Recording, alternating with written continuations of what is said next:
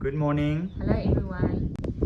We're not quite sure whether this will be the last recording here at Barrowfield. On Monday, we start with a move in all earnest. We don't think we will finish in a single day. It will maybe spread over a couple of days. But maybe next week we'll be in transit and more things will be at Tafelkop. We're not quite sure.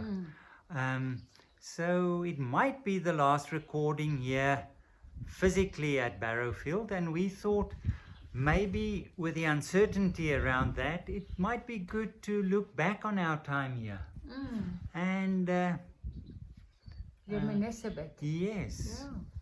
Yeah, I think thinking back when we first came to Barrowfield, when we first came to have a look at the place that was available, I had this feeling of real tenderness towards the place, and especially towards the house. It was like, I felt like it was a really like an old woman that's been sitting patiently and waiting for us.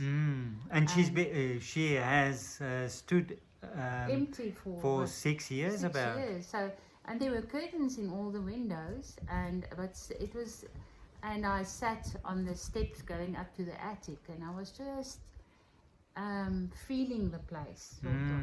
And I really felt a real tenderness towards the place, and that hasn't changed.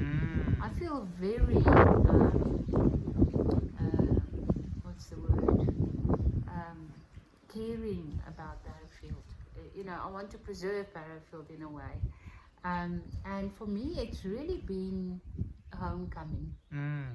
I've lived in quite a few places, especially as a child, but Barrowfield I've really felt that this was where I belonged. I really belonged here. I loved my studio. It's the most beautiful space that I've ever had to do my art in. So in my garden, that's so overgrown and wild now. The studio garden. Yeah, the studio garden. I really loved being there, and everybody that came for workshops was always saying, "Oh, this is a lovely space." So for me, that is really close to my heart. So really just a feeling of belonging. That I'm very grateful for. Yeah, and when I look back at Barrowfield, or I'll remember Barrowfield as the place where we actually consolidated being a retreat center. Yeah, where the dream came true. Where the dream came Because true. we only came here with a dream. Yeah, we came here. Or the marching orders. Yeah. To start a retreat center. Yeah, so we were green in terms of running a retreat, leading retreats and so on. We started and we cut our teeth here at Barrowfield in that sense.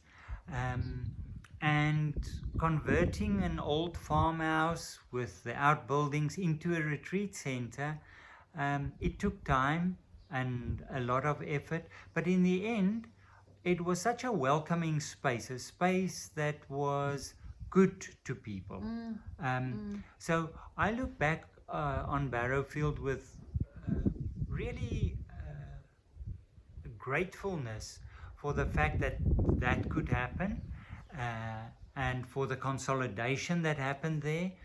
But I also remember the people coming.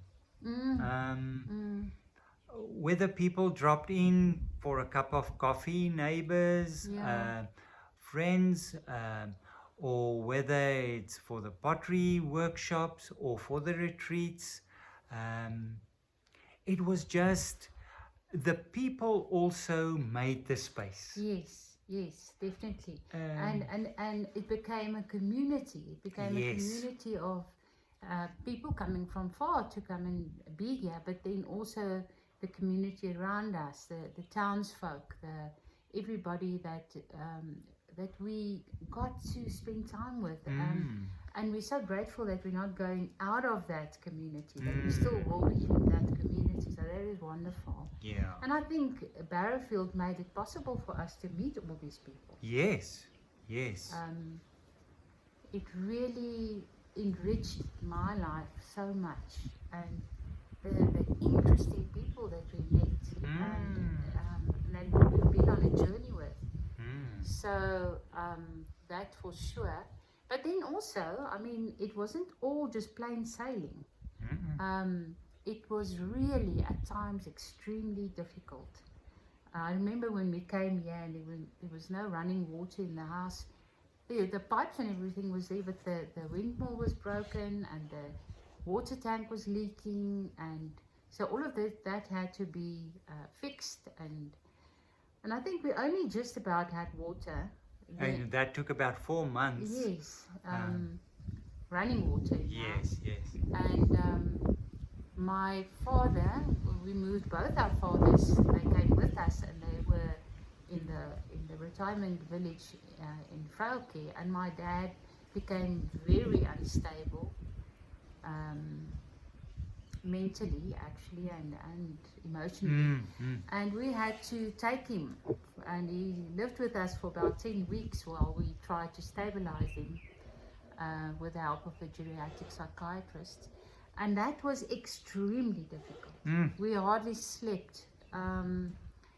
And so many things, like our books, were still in boxes at that stage. Yes, we were not close to having presenting or giving retreats at that stage. We just were still finding our feet.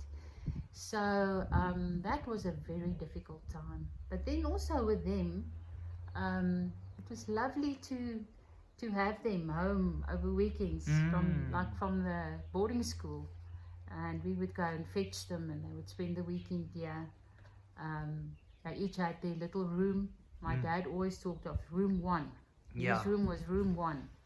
And the weekends that they couldn't come, he would ask me, is there somebody in room 1 this weekend? So it was always lovely to have them. Difficult because, we had lots of emotional challenges with them. But it's good to think back on what Barrowfield meant to them. Yeah, so it was caring in so many ways. And it provided a space where people felt nurtured. I think that's important. I think it's important to say that Barrowfield was not just a place to live in for us. It was so much more. It was it really was a haven. It really was a healing space where people, not necessarily with major problems, but all of us with our wounds, that people would come and that they would really find healing. So for me, it's important to remember Barrowfield not just as a place where we lived, but as a place where that meant something to us, but also meant something to a lot of other people. Yeah, and I think it also makes us realize what is possible. Yes. And what a space can do in terms of people's journey. And I think our intuition in terms of what a retreat center should have was right. And I mean, that's what we were looking for in having to move, was another place where those things would be present. Where we would be silent and quiet, nature, beautiful nature, space to be creative, space for people to come. Which will be expanding a little bit, because here at Barrowfield we could only house people in the house, which made it very small, and then also difficult to make it viable. So we're looking forward to being able to accommodate more people eventually. But it's also interesting, speaking of the space and being so nurturing, the regulars who often came on retreat and so on, it was interesting to see when they realized it would be their last retreat here at Barrowfield, how they would walk through the house and almost say goodbye. Yes, and go down to the river. Because I think for us both, in Afrikaans one, George stole my idea when I asked him what was the highlight for him. And he said it was discovering the river. And we didn't know that there was a river running close by. And we would come once a month before we moved here just to get the feel of the place, start getting things ready. And on one of those occasions, we actually went on our little search for whatever there was, and we found the river. So that was such a wonderful adventure, and we had such good times at the river. For me, that is the space where I could be, just go and discover what's growing, and is this thing still growing that I found the previous time. Just wonderful times at the water. The dogs loved going down to the river. And when we initially said we were green in terms of retreats, we had a little background in that, but it was also a matter of arriving here in a deep rural part of South Africa where the majority of people didn't know what a retreat is or a retreat center. So initially when we said we have a retreat center, they would glaze over because there's just no frame of reference as to where such a place fits in. Some people in town, when they realize, because it's such small communities, they would say, so you new in the area? Yes. And what do you do? No, we have a retreat center. And they would say, so can you braai there? So maybe part of a caravan park or something like that. Yeah, and if we did braai, especially when my dad was still alive. He loved braai. That was his highlight for the weekends. So when he was here, he would wake up poor Sebastian at 7 in the morning on a Saturday and say, Sebastian, when are we braaiing? And it didn't matter whether it was mushrooms or whatever was on the braai was good, as long as you could sit by the fire. Yeah.